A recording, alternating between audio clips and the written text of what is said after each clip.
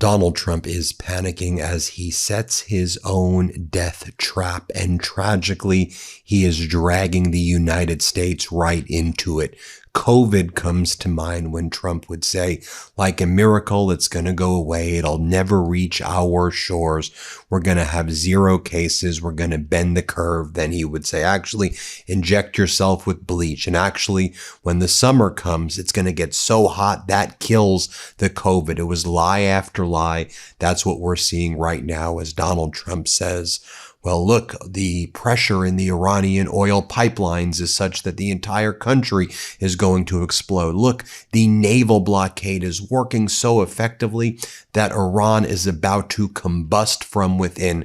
It's lie after lie after lie, and Iran is currently right now preparing for everything and anything, including an escalation. When you study what's going on behind the scenes there, as we are here in the MeidasTouch network, to the extent the United States tries to engage in a ground invasion, Iran is prepared to unleash something that it has not even done yet before in the war with respect to all of its Arab nations, neighbors, that will intentionally plunge the entire world into a massive global depression.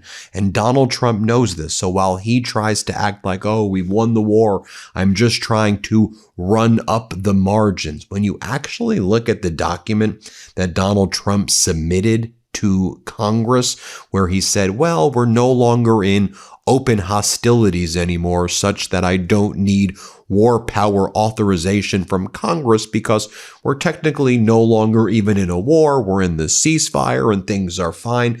If you look at what he says, this is the letter that he sent to Congress on Friday.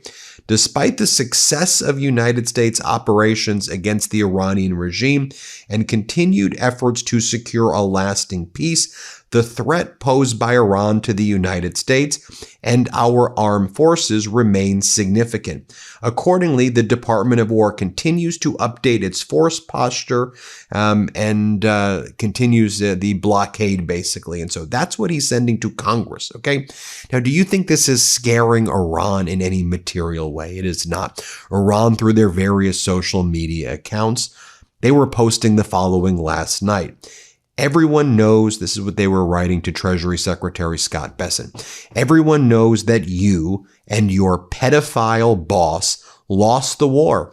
And those pathetic noises you make come from pain, not victory. You lost both on the battlefield and in cyberspace, you idiot. And that's what they're saying to Treasury Secretary Scott Bessent when Bessent posted yesterday. It's very difficult for rats in a sewer pipe to know what's going on in the outside world. Some color for the Iranian leadership as they literally sit in the dark. The United States has complete control over the Strait of Hormuz. There is hard currency, i.e. US dollar shortage. Food and gasoline rationing are in place. The entire international community has turned against you. The blockade will continue until there is pre-February 27th freedom of navigation. Treasury Secretary Scott Bessent, I wonder what happened on February 27th that led to the Strait of Hormuz being closed. Maybe it was because you and Netanyahu, the Trump regime and Netanyahu, went in alone and invaded Iran. Maybe that's one of the things that could happen. Okay, if the United States has complete control over the Strait of Hormuz, Bessent, then why don't you bring in the USS Abraham Lincoln or the George H.W. Bush, or I know now the Gerald Ford is headed back to the United States after over 300 days deployed, the longest in naval history. But why won't you bring in the minesweepers and any of our aircraft carriers and our ships? And why don't you escort all the ships in the Strait of Hormuz, all the cargo ships and tankers? If you're so confident we control the Strait of Hormuz, oh, wait a minute, because we don't. Iran does. And everything out of this despicable Trump regime is an utter lie. Other Iranian social media accounts are posting. As a smart Treasury Secretary, make sure to visit a gas station to get the prices before tweeting. Now, it is less than 1 cent US dollar per liter in Iran. In the United States, the average gas price about $4.60, and it's continuing to rise. Meanwhile, the oil companies in the United States are warning Donald Trump, we are about to face a massive, massive crisis of epic proportions, not just with the price being elevated as it is right now, but this situation in the Strait of Hormuz, we're tapping into reserves. We're getting into, other ways to try to cycle through other crude production. But we're about to have a serious catastrophe that's taking place. So what's Donald Trump do? Well, Donald Trump held a deranged series of speeches in Florida, one at the Villages, where he was making weird noises, like, the whole thing was very weird. I'm not exaggerating. Like, what the hell are we watching there? Then he held another event nearby at a Palm Beach club that was even stranger, where he's like, the United States Navy, we've become pirates. We make all this money being the pirates of the sea, where we take over Iranian cargo ships and we steal their cargo like pirates. Look, the United States Navy is the most powerful Navy in the history of the world. We shouldn't be bragging about being pirates. The pirates were not the good guys, you idiot.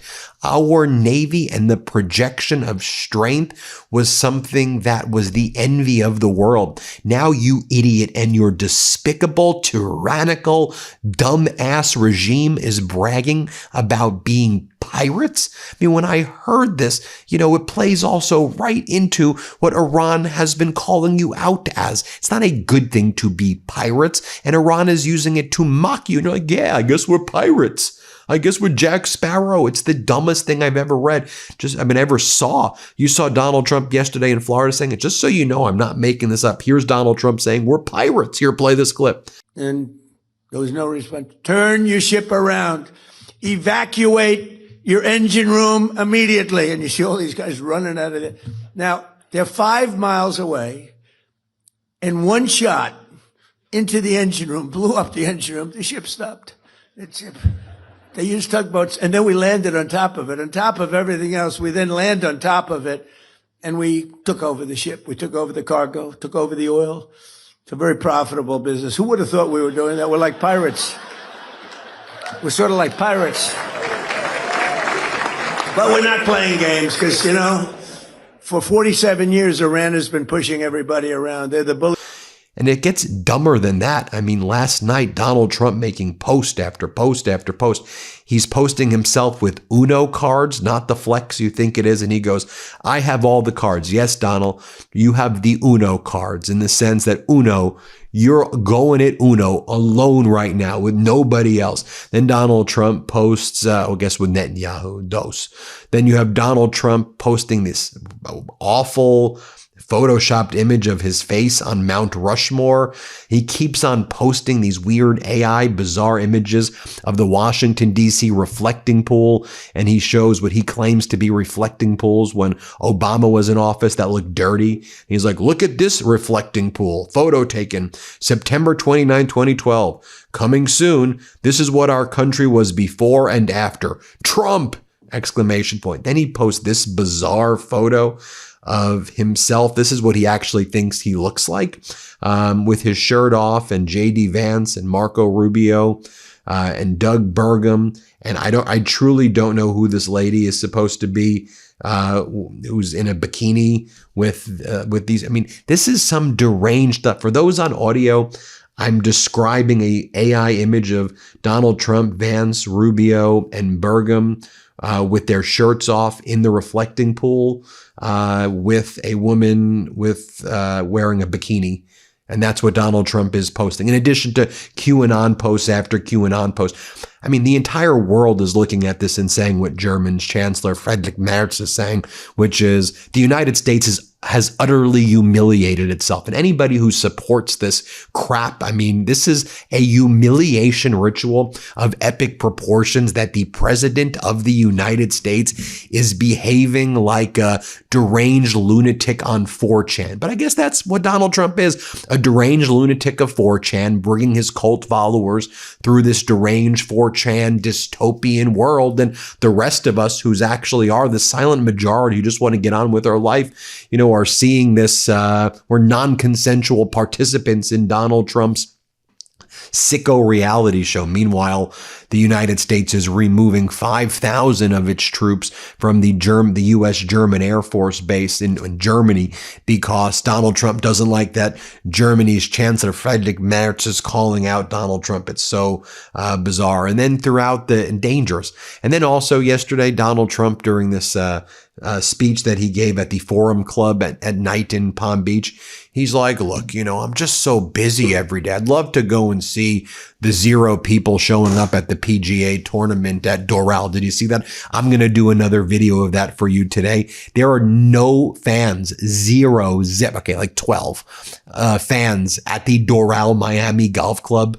Utter humiliation ritual for Donald Trump. He's destroyed the PGA. He's destroyed the Live Golf tournament, I might add, because Saudi Arabia is no longer funding it because Donald Trump gave up the security umbrella in the Middle East, and Saudi Arabia is attacking. They've pulled back all of their non-essential investments, including Live, also as a way to retaliate against Donald Trump for screwing the security umbrella there. But then Donald Trump gave this speech in Palm Beach, and he's like, I don't know what's even going on with this PGA tournament, by the way, where no one's showing up. I've been too busy. The Iranians, they keep on calling me every day. Just Iranians are calling me nonstop. And I'm like, yo, I don't want to make a deal. I'm too busy to make a deal. Here's what Donald Trump said. Here, play this clip. Beach. So you'll be all very happy. And, it's right now I own Doral, and right now we have a tournament. I'm so busy. And we have the big Cadillac Championship going on, all the great players, the PGA Tour. And they're there. And yesterday somebody came up, said, sir, the tournament is great. I said, what tournament are you talking about? I'm so busy with the Iranians trying to make a good deal, and we're not going to let that happen. But they've got to make a bad deal. But if they make a deal at all, because frankly, maybe we're better off not making a deal at all. Do you want to know the truth? Because we can't let this thing go on. Going on too long, but under the leadership of... So he's saying that we're pirates. He's saying he's too busy to make a deal. Again, utterly deranged and delusional. He's making weird noises. Here's the video of himself making weird noises. Come on, darling. The mother's screaming like crazy. Darling, I love you, darling. Mom, I can't do it. And then the fan fiction, his stenographer, Barack Ravid of Axios, who just spews out whatever the hell Donald Trump wants as part of this ridiculous and completely non-believable propaganda campaign in the United States. Barack Ravid goes, what's next? There are options. Do we want to go and just bomb them completely and finish them off for good? Or do we want to try to make a deal? Those are the options. We want to finish them off for good. Yeah, you realize that you tried to finish them off for good. Regime change. You're going to bomb them to hell. You bombed bridges. You killed little elementary school girls. You genocidal war criminal. You disgusting, vile regime of yours. And you didn't achieve your objectives. You didn't get what you wanted in war.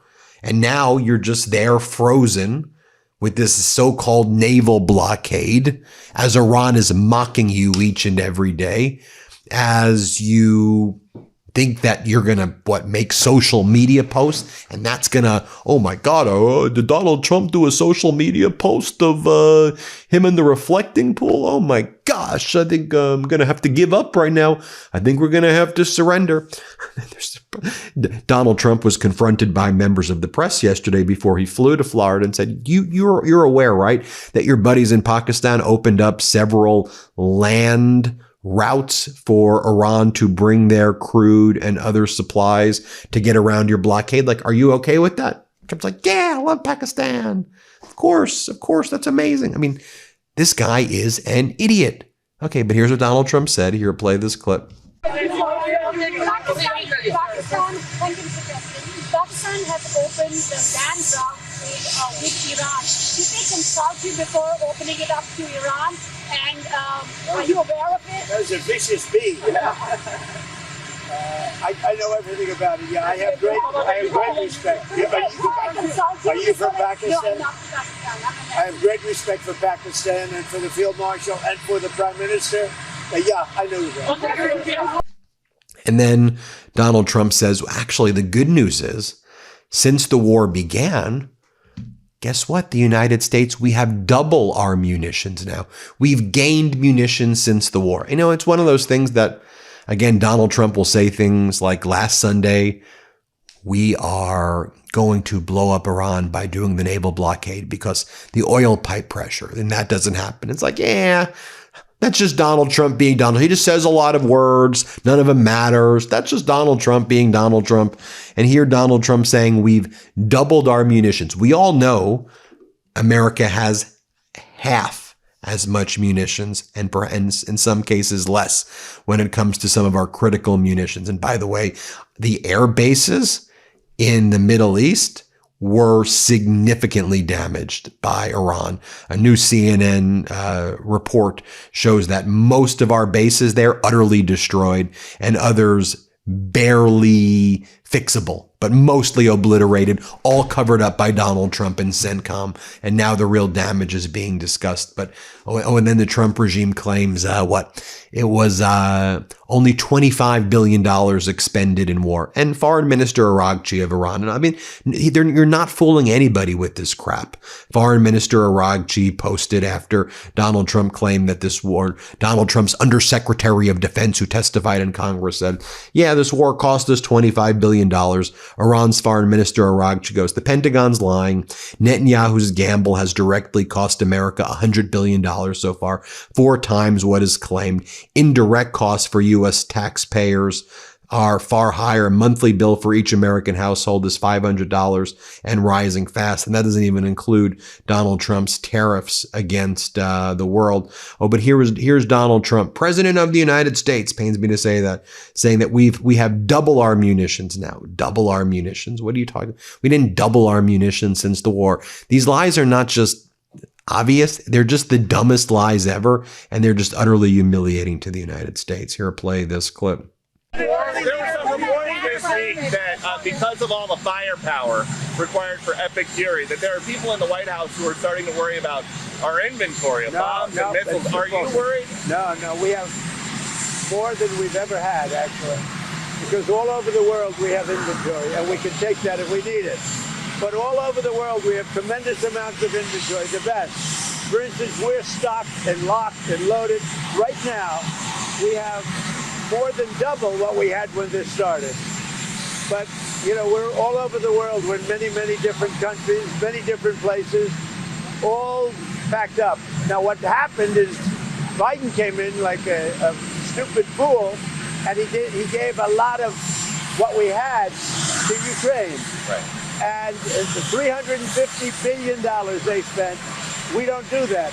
Everybody has to pay. The European Union pays us. But Biden didn't get money. He got nothing. But he gave a lot of the inventory away. Now, relatively speaking, it's not that, but it was a lot of inventory. He gave it to Ukraine. We built it up, but we have inventory from all over the world. And so that's the statement coming out of Donald Trump. Here are the types of statements coming out of Iran with President Pezeshkian. And the Iranian social media accounts are also posting videos like this of President Pezeshkian. Dear Americans, you can find the name of Dr. Pezeshkian, the president of the Islamic Republic of Iran, on the list of online doctor directories. Yes, we are different. Dr. Pezeshkian is a highly experienced medical specialist with over 30 years of expertise in cardiovascular surgery. He's a heart surgeon, particularly in heart valve repair and pediatric cardiac procedures, and has worked as a professor of surgery at Tabriz University in medical sciences. That's the president of Iran, who then posted the following on International Workers' Day. In my teenage years, I have worked as a laborer. I have partaken of the blessed bread of this noble profession and take pride in it. I know that being a worker means nobility, patience, dignity, standing firm against hardships, and building a better future for those we love. As I had promised, I issued the order to shut down the contracting companies. So you have him posting that while Donald Trump's posting weird AI images of himself with women in bikinis with his male cabinet members. Very, very bizarre. And finally, as I mentioned at the outset, Donald Trump walking into this death trap. Here is Professor Morandi. Professor Morandi is a well-known professor in Iran. He speaks very good English, by the way. And he talks about the trap ready to go that Trump will be walking right into if Trump chooses escalation. Here, play this clip. If the United States starts targeting Iranian leaders and the Israeli regime as well, this Epstein coalition, as I like to call it, and then alongside that, they start targeting Iran's critical infrastructure, like power stations and so on, then these Arab leaders and their elites around them, they'll be targeted too, and then their critical infrastructure will be targeted. And that will be at a time, and this is, I think, very important, that we are nearing the hot season in the Persian Gulf region and in the Arabian Peninsula. So the month of May is a transition month. By the end of May, it gets very hot, and in the middle of May, it is getting hot. And then the sandstorms and the humidity and all that, you combine that, it becomes very difficult for anyone to work in these countries unless there's electricity, unless they have the ability to stay cool. If they lose their electrical power plants, it is going to be very difficult for the 50, 60, I don't know how many American troops are there now, because they brought in a lot of equipment for ground attack.